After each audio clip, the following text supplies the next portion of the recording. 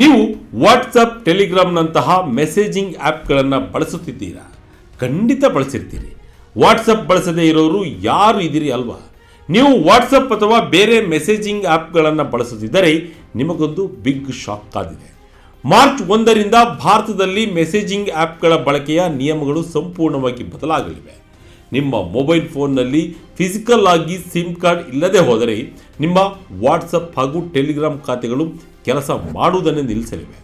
ಕೇಂದ್ರ ಸರ್ಕಾರದ ದೂರಸಂಪರ್ಕ ಇಲಾಖೆ ಟೆಲಿಕಾಂ ಕಾಯ್ದೆ 2023 ಅಡಿಯಲ್ಲಿ ಸಿಮ್ ಬೈಂಡಿಂಗ್ ಎಂಬ ಹೊಸ ಕಠಿಣ ನಿಯಮಗಳನ್ನು ಜಾರಿಗೆ ತರುತ್ತಿದೆ. ಇದುವರೆಗೂ ನಾವು ಒಂದು ಫೋನ್ನಲ್ಲಿ ಸಿಮ್ ಹಾಕಿ ಒಮ್ಮೆ OTP ಪಡೆದು ವಾಟ್ಸಪ್ನ ಇನ್ಸ್ಟಾಲ್ ಮಾಡಿದರೆ ಆನಂತರ ಸಿಮ್ ಕಾರ್ಡನ್ನು ತೆಗೆದು ಬೇರೆ ಫೋನ್ಗೆ ಹಾಕಿದರೂ ಮೊದಲ ಫೋನ್ನಲ್ಲಿ ವಾಟ್ಸಪ್ ನಿರ್ವಿಘ್ನವಾಗಿ ಕೆಲಸ ಮಾಡುತ್ತಿತ್ತು. ಆದರೆ ಇನ್ನು ಮುಂದೆ ಆ ಆಟ ನಡೆಯುವುದಿಲ್ಲ. ಸರ್ಕಾರವು ಸೈಬರ್ ಭದ್ರತೆಯನ್ನು ಹೆಚ್ಚಿಸಲು ಮತ್ತು ಆನ್ಲೈನ್ ವಂಚನೆಗಳನ್ನು ತಡೆಯುವ ನಿಟ್ಟಿನಲ್ಲಿ ಈ ಮಹತ್ವದ ನಿರ್ಧಾರ ಕೈಗೊಂಡಿದೆ. ಕೇಂದ್ರ ಸಂವಹನ ಸಚಿವ ಜ್ಯೋತಿರಾದಿತ್ಯ ಸಿಂಧಿಯಾರವರು ಸಿಮ್ ಬೈಂಡಿಂಗ್ ಡೆಡ್ಲೈನ್ ಅನ್ನು ಯಾವುದೇ ಕಾರಣಕ್ಕೂ ವಿಸ್ತರಿಸುವುದಿಲ್ಲ ಎಂದು ಖಡಕ್ ಆಗಿ ತಿಳಿಸಿದ್ದಾರೆ. ಹಾಗಾದರೆ ಏನಿದು ಸಿಮ್ ಬೈಂಡಿಂಗ್? ಇದರಿಂದ ನಿಮ್ಮ ದೈನಂದಿನ ವಾಟ್ಸಪ್ ಬಳಕೆಯ ಮೇಲೆ ಆಗುವ ಪರಿಣಾಮಗಳೇನು? ಕಚೇರಿಯಲ್ಲಿ ವಾಟ್ಸಪ್ ಮೂಲಕ ವಾಟ್ಸಪ್ ಬಳಸುವವರ ಕತೆ ಏನು ಎಂಬ ಸಂಪೂರ್ಣ ಮಾಹಿತಿ ಇಲ್ಲಿದೆ.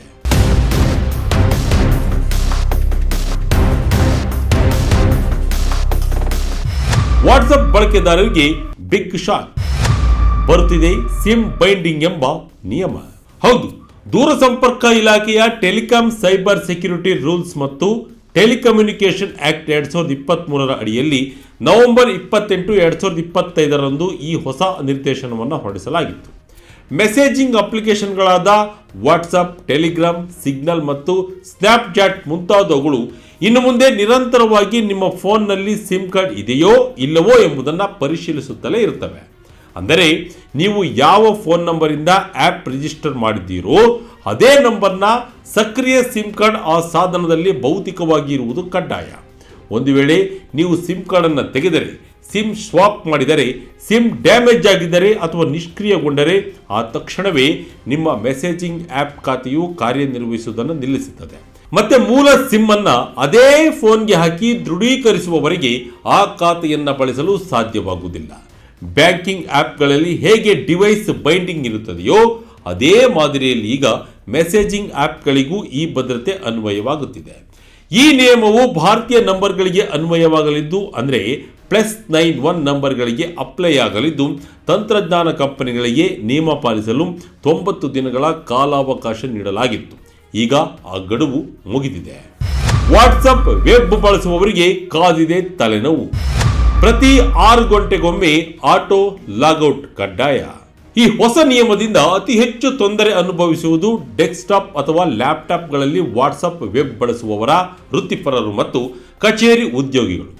ಪ್ರಸ್ತುತ ವ್ಯವಸ್ಥೆಯಲ್ಲಿ ಒಮ್ಮೆ ನೀವು ಲ್ಯಾಪ್ಟಾಪ್ನಲ್ಲಿ QR ಕೋಡ್ ಸ್ಕ್ಯಾನ್ ಮಾಡಿ ಅಥವಾ ವಾಟ್ಸಪ್ ವೆಬ್ ಲಾಗಿನ್ ಆದರೆ ದಿನಗಟ್ಟಲೆ ಅಥವಾ ತಿಂಗಳುಗಟ್ಟಲೆ ಅದು ಲಾಗಿನ್ ಆಗಿಯೇ ಇರ್ತಿತ್ತು. ಆದರೆ ಮಾರ್ಚ್ 1ರ ನಂತರ ವಾಟ್ಸಪ್ ವೆಬ್ ಮತ್ತು ಡೆಸ್ಕ್ಟಾಪ್ ಸೆಷನ್ಗಳು ಪ್ರತಿ 6 ಗಂಟೆಗಳಿಗೊಮ್ಮೆ ತಾನಾಗಿಯೇ ಲಾಗೌಟ್ ಆಗಲಿವೆ.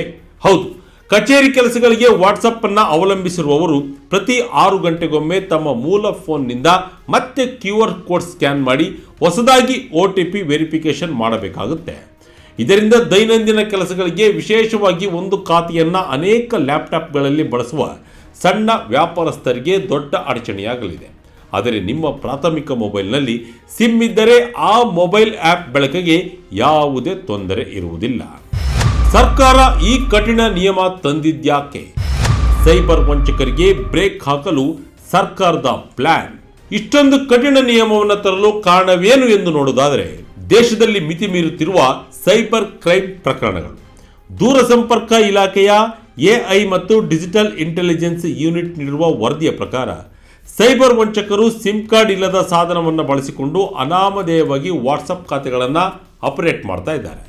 ಬೇರೊಬ್ಬರ OPTಯನ್ನು ಕದ್ದು ವಿದೇಶದಲ್ಲಿ ಕುಳಿತುಕೊಂಡು ಭಾರತೀಯ ನಂಬರ್ಗಳ ಮೂಲಕ ವಂಚನೆ, ಫಿಶಿಂಗ್, ಡಿಜಿಟಲ್ ಅರೆಸ್ಟ್ನಂತಹ ಬೆದರಿಕೆ ಕರೆಗಳನ್ನು ಮಾಡ್ತಾ ಇದ್ದಾರೆ. ಕೇವಲ 2024ರಲ್ಲಿಯೇ ಇಂಥ ಸೈಬರ್ ವಂಚನೆಗಳಿಂದಾಗಿ ಬರೋಬ್ಬರಿ 22,800 ಕೋಟಿ ರೂಪಾಯಿಗಳಷ್ಟು ಹಣ ಲೂಟಿಯಾಗಿದೆ.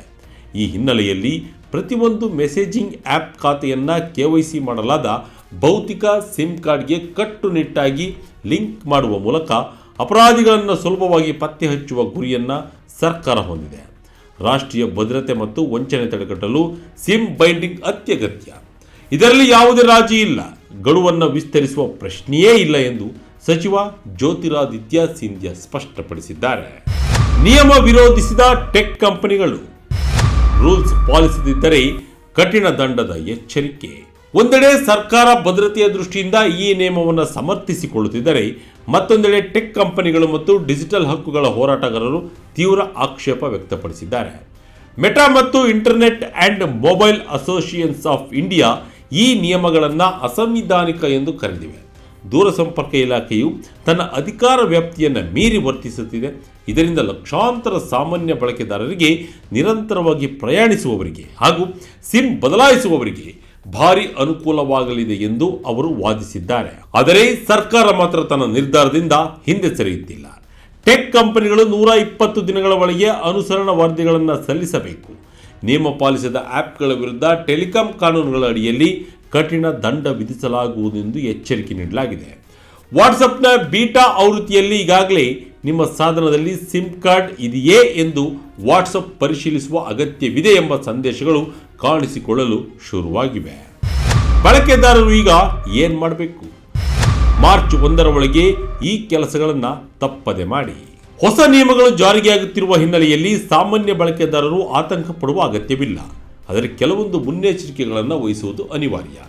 ಮೊದಲನೇದಾಗಿ, ನಿಮ್ಮ ವಾಟ್ಸಪ್ ಅಥವಾ ಟೆಲಿಗ್ರಾಮ್ ಖಾತೆಗೆ ನೋಂದಾಯಿಸಲಾದ ಸಿಮ್ ಕಾರ್ಡನ್ನು ಮಾರ್ಚ್ 1ರ ಒಳಗೆ ನಿಮ್ಮ ಪ್ರಾಥಮಿಕ ಫೋನ್ನಲ್ಲಿಯೇ ಭದ್ರವಾಗಿ ಇರಿಸಿಕೊಳ್ಳಿ. ಎರಡನೇದಾಗಿ, ನಿಮ್ಮ ಎಲ್ಲ ಮೆಸೇಜಿಂಗ್ ಆ್ಯಪ್ಗಳನ್ನು ಲೇಟೆಸ್ಟ್ ವರ್ಷನ್ಗೆ ಅಪ್ಡೇಟ್ ಮಾಡಿಕೊಳ್ಳಿ. ಮೂರನೇದಾಗಿ, ವಾಟ್ಸಪ್ ವೆಬ್ ಬಳಸುವಾಗ ಪ್ರತಿ 6 ಗಂಟೆಗೊಮ್ಮೆ ಲಾಗೌಟ್ ಆಗುವುದರಿಂದ ಆಗಾಗ್ಗೆ QR ಕೋಡ್ ಸ್ಕ್ಯಾನ್ ಮಾಡಲು ನಿಮ್ಮ ಮೊಬೈಲನ್ನು ಹತ್ತಿರದಲ್ಲೇ ಇಟ್ಟುಕೊಳ್ಳಲು ಮಾನಸಿಕವಾಗಿ ರೆಡಿಯಾಗಿ. ವಿಶೇಷ ಸೂಚನೆ ಎಂದರೆ, ಈ ನಿಯಮದಿಂದ ನಿಮ್ಮ ಖಾತೆಗಳೇನು ಡಿಲೀಟ್ ಆಗುವುದಿಲ್ಲ, ಆದರೆ ಸಿಮ್ ಇಲ್ಲದೆ ಆ್ಯಪ್ ಓಪನ್ ಆಗುವುದಿಲ್ಲ ಅಷ್ಟೇ. ಇನ್ನು ರೋಮಿಂಗ್ನಲ್ಲಿರುವ ಬಳಕೆದಾರರು ತಮ್ಮ ಸಾಧನದಲ್ಲಿ ಸಿಮ್ ಅನ್ನು ಸಕ್ರಿಯವಾಗಿ ಇರಿಸಿಕೊಂಡರೆ ಯಾವುದೇ ಸಮಸ್ಯೆ ಆಗಲ್ಲ. ಒಟ್ಟಿನಲ್ಲಿ ಸಿಮ್ ಬೈಂಡಿಂಗ್ ನಿಯಮವು ಭಾರತದ ಡಿಜಿಟಲ್ ಸುರಕ್ಷತೆಯ ನಿಟ್ಟಿನಲ್ಲಿ ಒಂದು ದೊಡ್ಡ ಹಾಗೂ ಐತಿಹಾಸಿಕ ಹೆಜ್ಜೆಯಾಗಿದೆ.